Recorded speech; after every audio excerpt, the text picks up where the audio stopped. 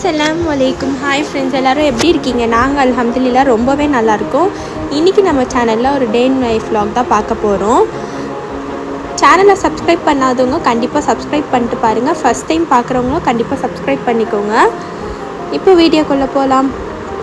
Morning எழுந்திரிச்சதும் டீலாம் குடிச்சிட்டோன்னா அதுக்கப்புறம் சமையலுக்கு எல்லாமே கட் பண்ண ஆரம்பித்தாச்சு.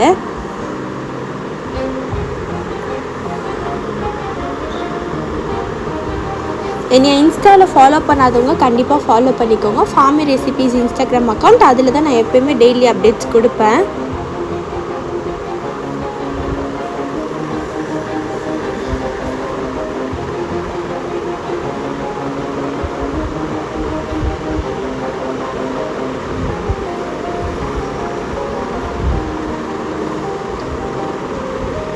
ஆனியனும் டொமேட்டோவும் ரெடி பண்ணி வச்சாச்சு. அதுக்கப்புறம் மீன்வைல் அந்த கேப்லேருந்து டீ குடிச்சிட்டு வந்தாச்சு. அதுக்கப்புறமா மம்மிக்கு காஃபிக்கு பால் அடுப்பில் வச்சாச்சு.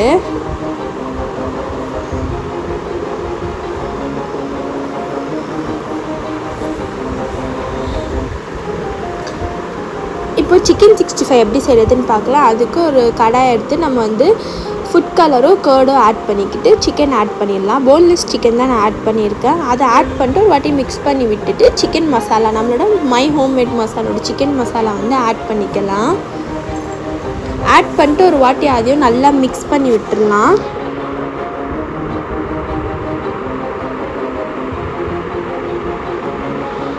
சிக்கன் 65 சூப்பராக ரெடி ஆயிடுச்சு. அதுக்கப்புறமா காஃபி போட்டு கொடுத்தாச்சு.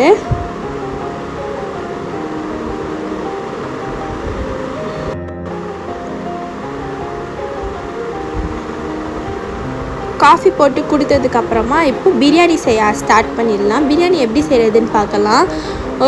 ஒரு பெரிய கடாய் எடுத்திருக்கேன். அதில் தேவையான அளவுக்கு ஆயிலோ கீயோ ஆட் பண்ணிக்கலாம்.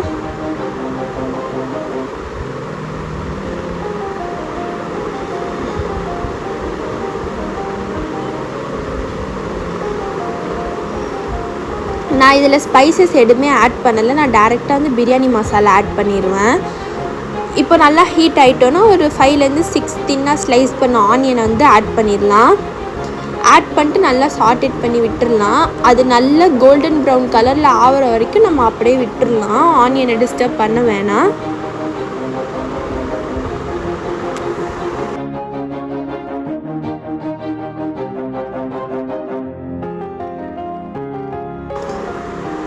இப்போ ஆனியன் கலர் நல்லாவே மாறி வந்துடுச்சு. இந்த ஸ்டேஜில் நம்மளோட சில்லி பவுடர் நம்ம ஆட் பண்ணிக்கலாம்.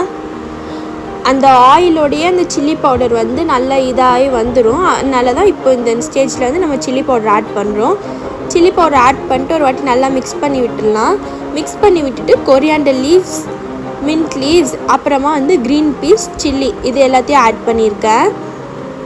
எல்லாமே ஒரு கைப்பிடி எடுத்துக்கோங்க. சில்லி உங்கள் உரப்புக்கு ஏற்ற மாதிரி, பட்டாணி ஒரு கைப்பிடி அளவுக்கு எடுத்துக்கலாம். எடுத்து நல்லா மிக்ஸ் பண்ணி விட்டுடலாம். மிக்ஸ் பண்ணிவிட்டு இதில் இப்போ நம்மளோட தக்காளி ஆட் பண்ணிடலாம். அதையும் நான் சாப்பரில் போட்டு வச்சுருக்கேன். அதனால் ரொம்ப மெலிசாக இருக்குது. அந்த மாதிரி நீங்கள் கட் பண்ணிக்கோங்க. அதையும் ஆட் பண்ணிட்டு நல்லா மிக்ஸ் பண்ணிடலாம். அது நல்லா சாஃப்டாக ஆகிற அளவுக்கு நம்ம விட்டுடலாம். இப்போ ஓரளவுக்கு இதாகி வந்துருச்சு. இந்த ஸ்டேஜில் நம்மளோட கேர்டும் ஜிஞ்சர் கார்லிக் பேஸ்ட்டு ஆட் பண்ணிக்கலாம்.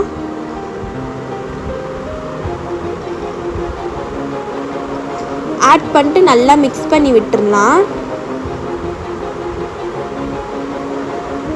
அது கொஞ்சம் குக் ஆகிற வரைக்கும் நம்ம அப்படியே விட்டுடலாம். சால்ட் தேவையான அளவுக்கு, அது வதங்குறதுக்காக தான் சால்ட் தேவையான அளவுக்கு சேர்த்துக்கலாம். இப்போது நான் பிரியாணி மசாலா ஒரு டீஸ்பூன் ஆட் பண்ணிக்கிறேன். ஆட் பண்ணிட்டு அதையும் நல்லா மிக்ஸ் பண்ணி விட்டுடலாம். இப்போது நம்மளோட சிக்கனை ஆட் பண்ணிடலாம். சிக்கனையும் ஆட் பண்ணிட்டு நல்லா மிக்ஸ் பண்ணி விட்டுடலாம். இதில் நம்ம தண்ணி எதுவுமே சேர்க்க வேணாம். ஏன்னா சிக்கன்லேயே தண்ணி விடும். நம்ம அப்படியே விட்டுடலாம். அதுவே குக்காகி வந்துடும்.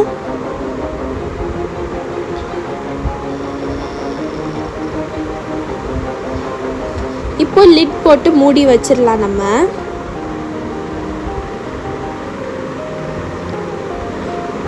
நான் அன்றைக்கி வந்து அரிசி வந்து வடித்து கொட்டுறதா இருந்துச்சு, அதனால வந்து தனியாக வந்து ரைஸையும் குக் பண்ண வச்சாச்சு.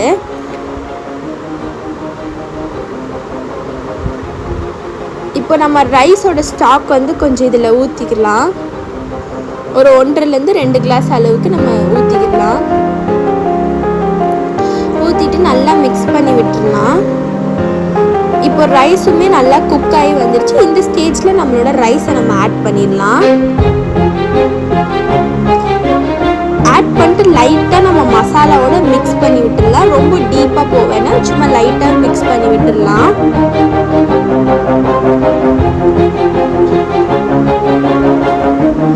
லைட்டாக மிக்ஸ் பண்ணதுமே இன்னும் கொஞ்சம் தண்ணி ஆட் பண்ணிக்கலாம். தண்ணி வந்து உங்கள் ரைஸ் எப்படி குக் ஆகிருக்கோ அந்த அளவு வச்சு நீங்கள் தண்ணி ஆட் பண்ணிக்கோங்க. அதுக்கப்புறமா ஒரு லெமன் ஜூஸ் அதையும் ஆட் பண்ணிடலாம். அதுக்கப்புறமா ஃபுட் கலர், அப்புறமா தேவையான அளவுக்கு கீ, இது எல்லாத்தையும் ஆட் பண்ணிவிட்டு நம்ம வந்து லிட் போட்டு தம்மில் வச்சிடலாம். இது வந்து ரைஸ் முன்னாடி குக் பண்ண அளவு தான். வடித்து கொட்டுறதுனால நான் ரைஸை வந்து தனியாக வேக வச்சுருந்தேன். அதோட கிளிப்பை வந்து நான் நெக்ஸ்ட்டாக போட்டிருக்கேன். ஆல்ரெடி நான் கத்திரிக்காய் கூட்டு ரெசிபி நிறையா வாட்டி ஷேர் பண்ணிட்டேன், அதனால தான் இன்றைக்கி நான் ரெசிபி எதுவும் ஷேர் பண்ணலை. ஃபைனலாக இப்படி தான் இருந்துச்சு. பிரியாணியும் சூப்பராக வந்துருந்துச்சு. சாப்பிட்டுட்டு ஈவினிங்க்கு மேலே கொஞ்சம் நேரம் டெரஸ்க்கு போயாச்சு.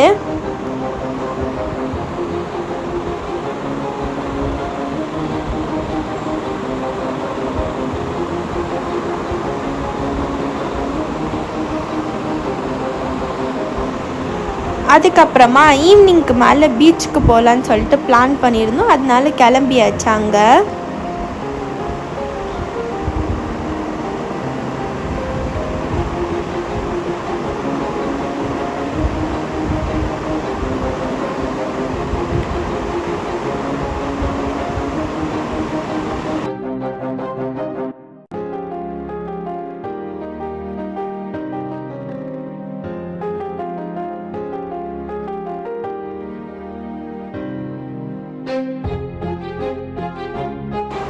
பீச்சில் கொஞ்சம் நேரம் இருந்துட்டு அங்கேருந்து கிளம்பியாச்சு. வர வழியில் சூப்பர் மார்க்கெட் போயிட்டு வர வேலை இருந்துச்சு, அங்கேயும் போயிட்டு திங்ஸ்லாம் வாங்கிட்டு வீட்டுக்கு வந்தாச்சு.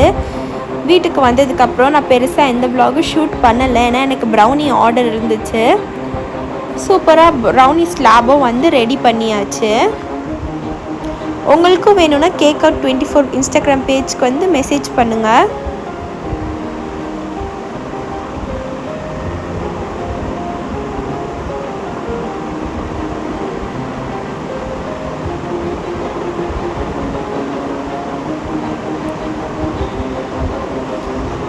கஸ்டமர் வந்து நியூட்டல்லா வித் சாக்கோ சிப் ப்ரௌனி தான் கேட்டிருந்தாங்க, அதுதான் வந்து ரெடி பண்ணிகிட்ருக்கேன்.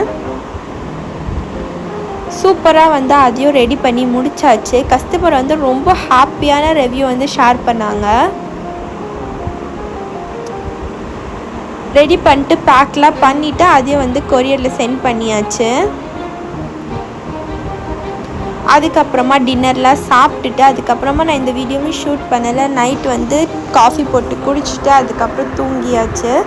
இதோட இந்த vlog-ஐ முடிச்சுக்கிறேன். தேங்க்ஸ் ஃபார் வாட்சிங். மறக்காமல் லைக், ஷேர் அண்ட் சப்ஸ்கிரைப் பண்ணுங்கள். ஃப்ரெண்ட்ஸ் அண்ட் ஃபேமிலியோடு ஷேர் பண்ணுங்கள்.